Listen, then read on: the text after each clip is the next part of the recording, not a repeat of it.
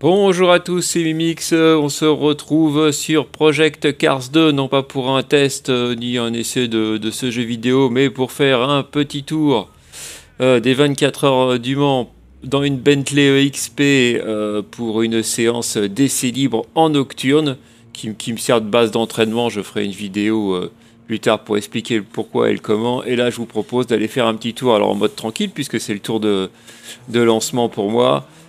Du tour des 24 heures du Mans sur Project Cars 2 pour voir ce que ça donne en vue cockpit. Et on commence donc tout de suite avec le S Dunlop, donc où on prend le premier virage et le second avec la sortie, vous voyez, en aveugle, on voit presque pas. Et ensuite on passe sous le Dunlop, on vire à gauche, là toujours on voit pas la sortie du virage, on est aveugle, puis à droite.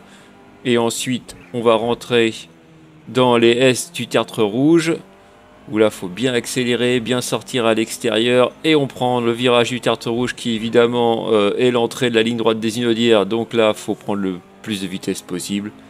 Bon là je suis en mode un petit peu tranquille mais ça va bien. Donc j'ai situé ma course au début des années 2000 pour les catégories Rennes, donc je suis à bord d'une Bentley EXP, je vais affronter d'autres LMP 900 et des GT1, et pour le fun vous voyez j'ai rajouté, voilà, pour que ça ressemble vraiment aux 24 heures du Mans et qu'il y ait cette difficulté de voiture beaucoup moins rapide, des GTE modernes. Et là, je viens de doubler une Corvette. Et puis évidemment, il y aura des barquettes comme celle qui est devant moi. On vient de passer la première chicane des Inaudières.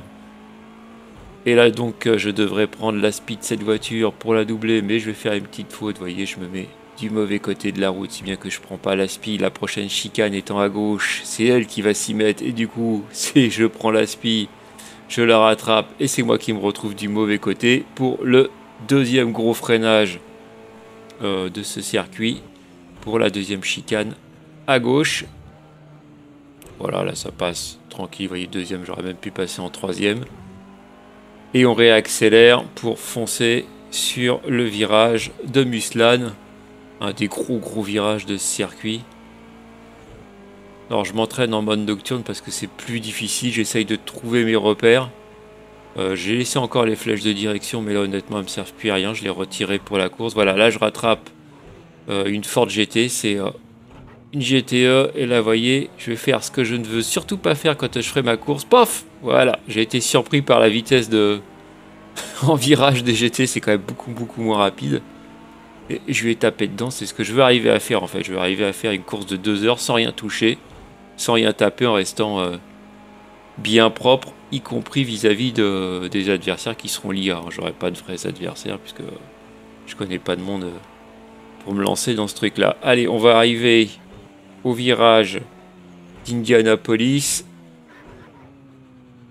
Voilà, bien relancé. Et puis là-bas c'est Arnage qui est bien difficile. Et puis je vais me taire un petit peu pour vous laisser écouter le moteur de la Bentley au moment où on va rentrer dans la partie la plus difficile du circuit pour moi. C'est les S Porsche, où là la voiture est vraiment sur des œufs et j'ai pas de volant, je suis au paddle, là c'est vraiment compliqué.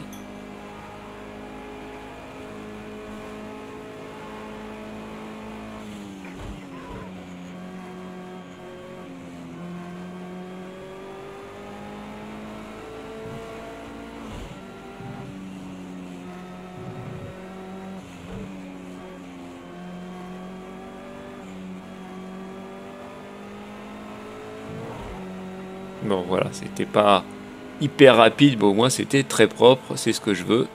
Et on revient donc sur les deux chicanes qui vont nous ramener sur la ligne d'arrivée, et je vais pouvoir me lancer dans mon premier tour lancé, qui sera donc chronométré. Et moi je vous dis merci d'avoir suivi cette vidéo, et je vous retrouve bientôt pour une autre vidéo sur la course où je vous raconterai le pourquoi du comment, et je vous ferai voir un peu dans quelles conditions j'ai fait ça. Allez, salut, à bientôt.